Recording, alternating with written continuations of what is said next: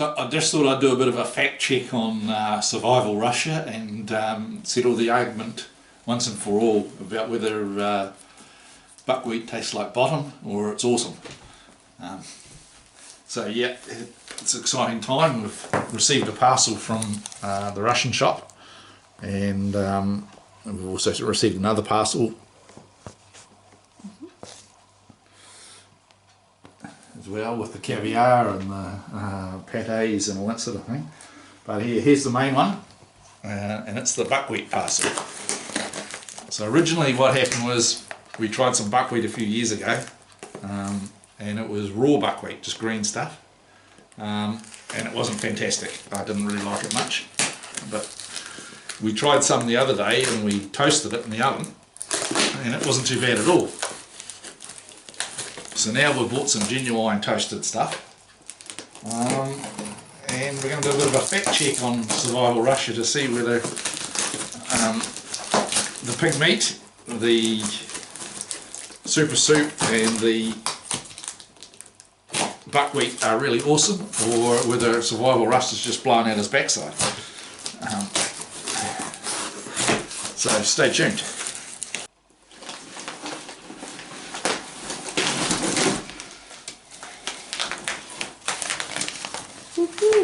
So here we go.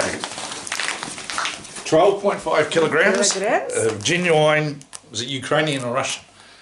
I reckon it's kasha, grychana kasha, I reckon it's Ukrainian. So we've got 12.5 kilograms of genuine Ukrainian toasted buckwheat, and we'll soon find out whether buckwheat and pig meat is awesome or it's bottom.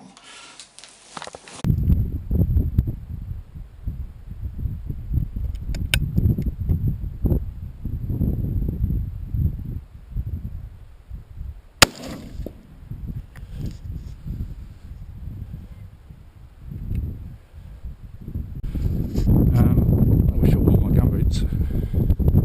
This is not nice at all. The big question is, why do geese love this? Just a one.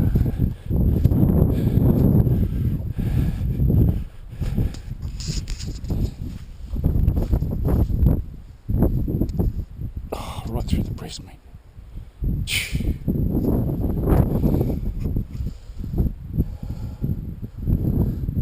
Teach them being greedy and trying to get more at a time.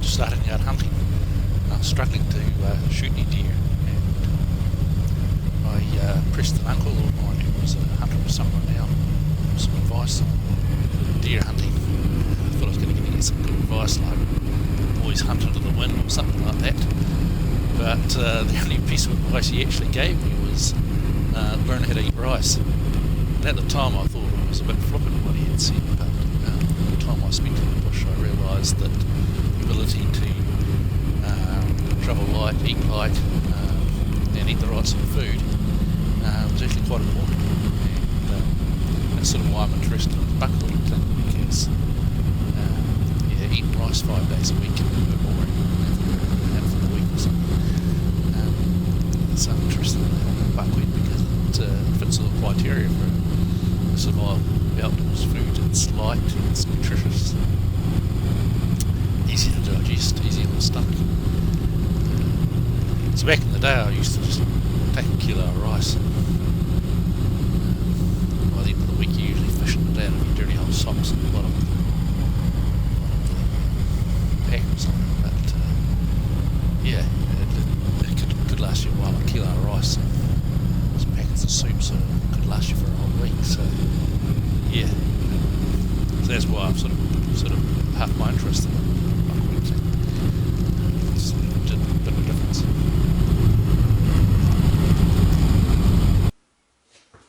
So I'm using just about, I think it's a 1 litre Stanley pot, 30 ounces. Yeah. Just to give it a bit of reality to what I'm doing. So I'll put the buckwheat in there.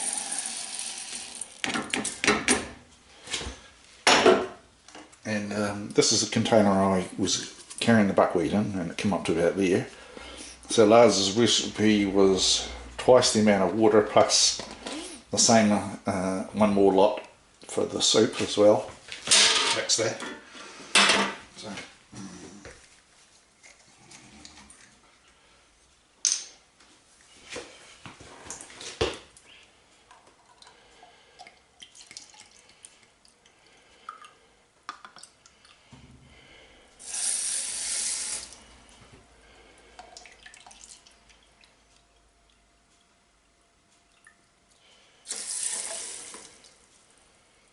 and one for the soup.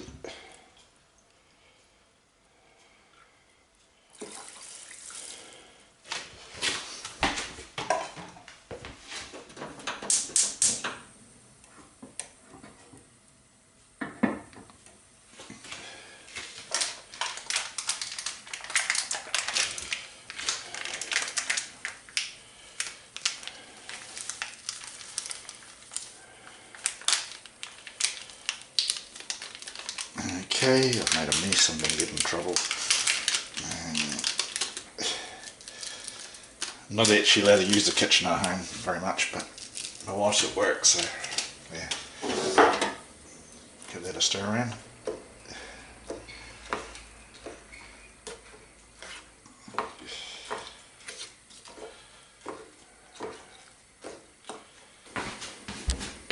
Yeah, we'll just start the stopwatch. Only just turned that on, so yeah. Sticking a few dried peas as well.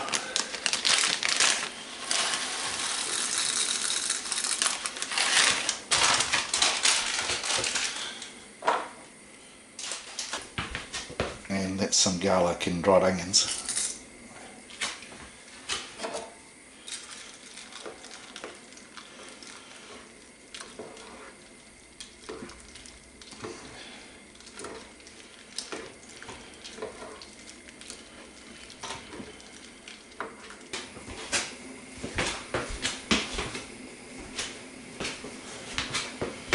So I started this from cold, and it's just starting to boil now. I'm using the smallest ring on the range.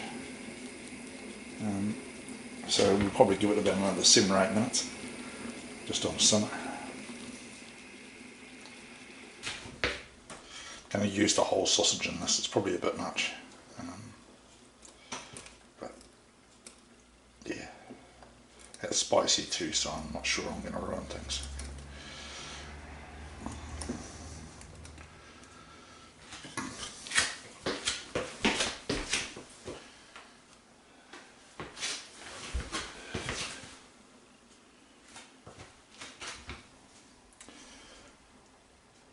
So I started this from cold, and it started boiling at about 5 or 6 minutes.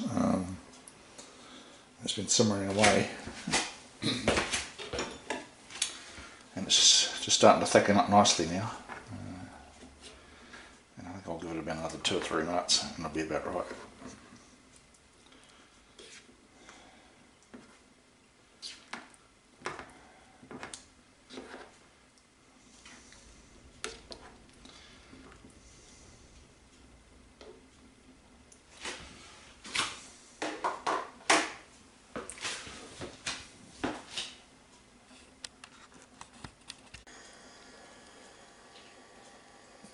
So that's 16, coming up 17 minutes since I started it from cold, and I think I can call that done. It's thickened up quite nicely.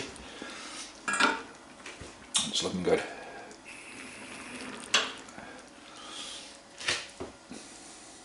Now we'll get down for the taste test.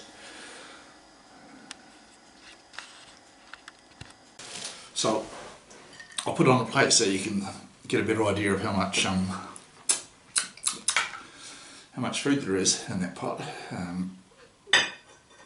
And I'm thinking it's almost too much for one person. Certainly if you cook this up, you'd have it, oh dear, you'd have enough left for breakfast in the morning. So probably overdid the buckwheat a wee bit.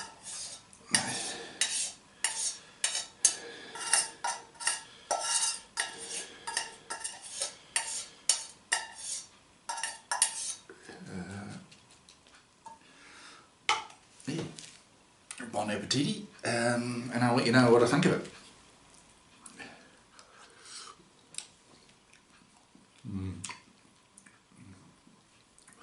Hot.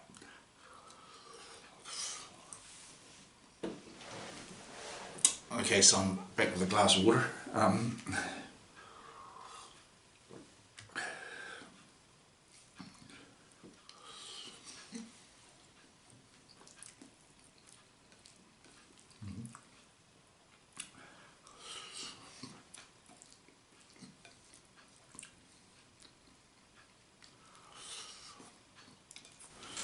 Okay, to sum up, is the buckwheat really awesome, or is it fail?